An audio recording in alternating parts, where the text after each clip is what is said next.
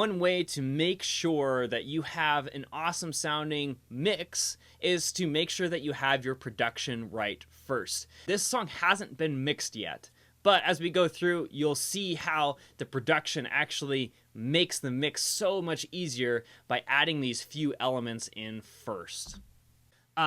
Tip number 3, we have claps. How to make good sounding claps in your production. So a lot of times I love using just, generic claps that come in MIDI samples. They're just great to use. They already sound decently well. However, they lack a little bit of luster, organicness, if that's a word.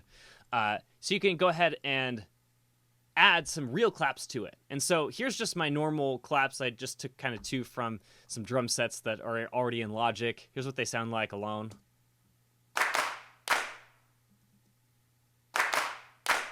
Right, so not too bad. But just to give them a little extra, good feeling, I actually added some real claps to this.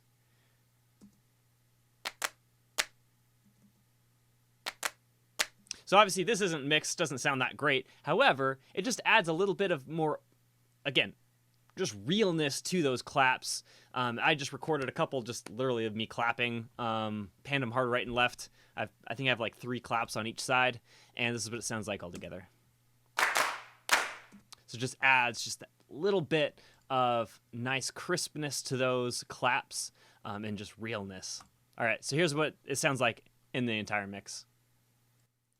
And you come find me. Work a little too much, but you forget. All right, thanks for watching.